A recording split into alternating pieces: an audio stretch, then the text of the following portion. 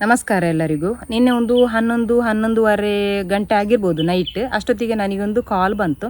ನಾನು ಒಳ್ಳೆ ನಿದ್ದೆಯಲ್ಲಿದ್ದೆ. ಕಾಲ್ ಪಿಕ್ ಮಾಡಿ ಯಾರು ಅಂತ ಕೇಳುವಾಗ ಆಚೆಂದು ಹೇಳಿದರು, ನಾನು ನಿತ್ಯಶ್ರೀಯ ಅಮ್ಮ ಅಂತ ಹೇಳಿದರು. ನಿತ್ಯಶ್ರೀಯ ಅಮ್ಮ ಅಂತ ಹೇಳುವಾಗ ನಾನು ಅಂದ್ಕೊಂಡೆ ಯಾರೋ ಚಿಂತನ ಕ್ಲಾಸ್ ಯಾರೋ ಆಗಿರಬೇಕು ಅಂತ ಅಂದ್ಕೊಂಡೆ.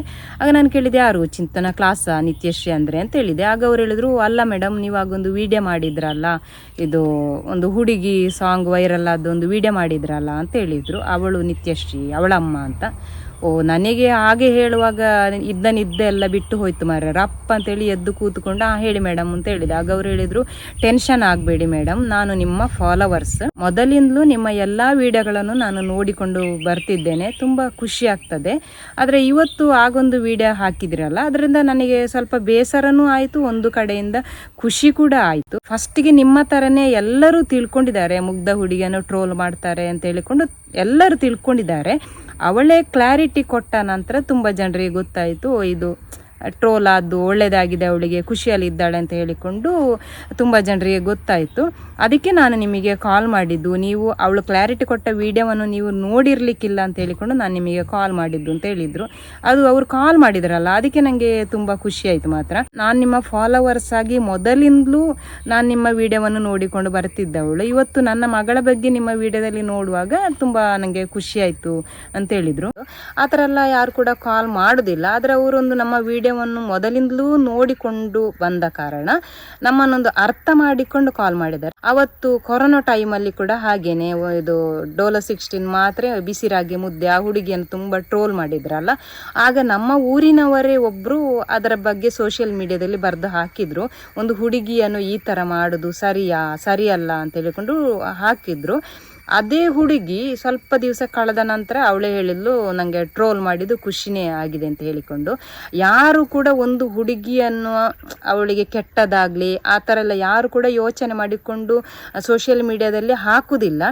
ವೈರಲ್ ಆದರೆ ನಮಗೆ ಕೂಡ ಖುಷಿ, ಅವರು ಒಂದು ಪಾಸಿಟಿವ್ ಆಗಿ ಅದನ್ನು ತೆಕ್ಕೊಂಡು ಅವರು ಫೇಮಸ್ ಆದರೆ ನಮಗೆ ಕೂಡ ಖುಷಿನೇ. ಆದರೆ ಅದನ್ನು ಕೆಲವರು ಪಾಸಿಟಿವ್ ಆಗಿ ತೆಕ್ಕೊಳ್ತಾರೆ, ಇನ್ನು ಕೆಲವರು ನೆಗೆಟಿವ್ ಆಗಿ ತೆಕ್ಕೊಳ್ಳುವವರು ಕೂಡ ಇದ್ದಾರಲ್ಲ. ಆ ಉದ್ದೇಶದಿಂದ ನಾವು ನಮ್ಮ ನೇರಕ್ಕೆ ಯೋಚನೆ ಮಾಡಿಕೊಂಡು ಆ ವಿಡಿಯೋವನ್ನು ಅಥವಾ ಸೋಷಿಯಲ್ ಮೀಡಿಯಾದಲ್ಲಿ ನಾವು ಹಾಕಿರ್ತೇವೆ. ಆದರೆ ನಾವು ಯೋಚನೆ ಮಾಡುವ ರೀತಿನೇ ಒಂದಿರ್ತದೆ, ಅಲ್ಲಿ ವಾಸ್ತವನೇ ಇನ್ನೊಂದಿರ್ತದೆ.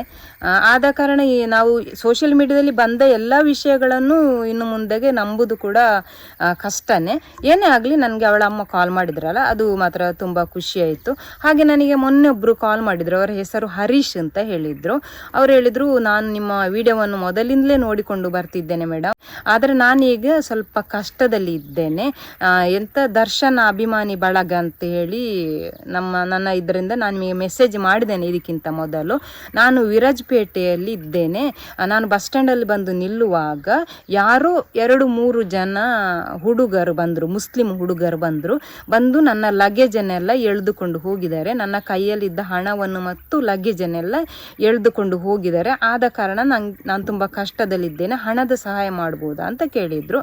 ನಾನು ಇಲ್ಲ, ಈ ಥರ ತುಂಬ ಕಾಲ್ಗಳು ಬರ್ತದೆ, ಇಲ್ಲ ಅಂತ ಹೇಳಿದೆ. ಆಗ ಹೇಳಿದ್ರು, ಬೇರೆಯವರು ಆ ಥರ ಮಾಡಿದರು ಅಂತೇಳಿ ನನ್ನನ್ನು ನೀವು ಆ ಥರ ತಿಳ್ಕೊಳ್ಬೇಡಿ. ಈಗ ನನ್ನ ಅಮ್ಮ ನನಗೊಂದು 500 ರೂಪಾಯಿ ಗೂಗಲ್ ಪೇ ಮಾಡಿದ್ರು, ನೀವೇನಾದರೂ ಸ್ವಲ್ಪ ಸಹಾಯ ಮಾಡ್ಬೋದಾ ಅಂತ ಕೇಳಿದರು. ನನಗೆ ಅವರ ಮಾತಲ್ಲಿ ಸ್ವಲ್ಪ ಡೌಟ್ ಬಂತು, ಅದು ನಿಜನಾ ಸುಳ್ಳ ಅಂತ ನನಗೆ ಗೊತ್ತಿಲ್ಲ, ಸ್ವಲ್ಪ ಡೌಟ್ ಬಂತು. ಯಾಕೆಂತ ಹೇಳಿದರೆ, ಈಗ ಅಮ್ಮ 500 ರೂಪಾಯಿ ಹಣ ಹಾಕಿದ್ದಾರಂತೆ, ಅದರಲ್ಲಿ ಅವರು ಎಲ್ಲಿಗೆ ಬೇಕಾದರೂ ಹೋಗ್ಬೋದಲ್ಲ, ಈಗ ವಾಪಸ್ ಅವರ ಮನೆಗೇ ಹೋಗ್ಬೋದಲ್ಲ, ಅದು ಒಂದು. ಇನ್ನೊಂದು ಅವರು ಹೇಳಿದ್ರು ಏನು ಅಂತ ಹೇಳಿದ್ರೆ, ಯಾರೋ 3 ಜನ ಹುಡುಗರು, ಮುಸ್ಲಿಂ ಹುಡುಗರು ಬಂದರು ಅಂತ. ನಾನು ಕೇಳಿದ್ದು, ಯಾರೋ 3 ಜನರು ಅವರು ಮುಸ್ಲಿಮೇ ಅಂತ ಇವರಿಗೆ ಹೇಗೆ ಗೊತ್ತು? ಆದ ಕಾರಣ ನಾನು ಯೋಚನೆ ಮಾಡಿದೆ, ಇಲ್ಲ, ಇವರು ನಮ್ಮನ್ನು ಹಣ ಕೀಳ್ಲಿಕ್ಕೇನೋ ಈ ಥರ ಮಾಡ್ತಿದ್ದಾರೆ ಅಂತಾಯಿತು ನನಗೆ. ನನ್ನ ಅವ್ರು ಹೇಳಿದರು, ಇದು ಎಲ್ಲರೂ ಆ ಥರ ನಿಮಗೆ ಮಾಡ್ತಾರೆ ಅಂತ ಹೇಳಿಕೊಂಡು ನನ್ನನ್ನು ಆ ಥರ ತಿಳಿಬೇಡಿ ಅಂತ ಹೇಳಿದರು. ಆದರೂ ನಾನು ಹಣ ಹಾಕಲಿಕ್ಕೆ ಇದು ಮಾಡಲಿಲ್ಲ, ಯಾಕೆಂದರೆ ಎಲ್ಲವನ್ನು ಕೂಡ ನಂಬುದು ಕಷ್ಟ ಆಗ್ತದೆ ಈಗೀಗ ಸೋಷಿಯಲ್ ಮೀಡಿಯಾದಲ್ಲಿ. ನಾವು ಅಂದ್ಕೊಳ್ತೇವೆ, ಅವಳು ಪಾಪ ಇದ್ದಾನೆ, ಚಂದ ಮಾತಾಡಿದ, ಕಷ್ಟದಲ್ಲಿ ಇರ್ಬೋದೇನಂತ ಹೇಳ್ಕೊಂಡು ಹಣ ಹಾಕ್ಲಿಕ್ಕೆ ಹೋದರೆ ನಾವೇ ಮತ್ತೆ ಮಂಗಾಗ್ತೇವೆ. ಆದ ಕಾರಣ ಸೋಷಿಯಲ್ ಮೀಡಿಯಾದಲ್ಲಿ ಬಂದ ಎಲ್ಲ ವಿಷಯಗಳನ್ನು ಇನ್ನಿನ್ನು ನಂಬುದು ಸ್ವಲ್ಪ ಕಷ್ಟ ಆಗ್ತದೆ. ನಾವು ಸ್ವಲ್ಪ ಯೋಚನೆ ಮಾಡಿ ವಾಸ್ತವ ಏನುಂಟು ಅಂತೇಳಿ ಯೋಚನೆ ಮಾಡಿ ನಾವು ಇನ್ನು ಮುಂದೆಗೆ ಮಾತಾಡಬೇಕಾಗ್ತದೆ.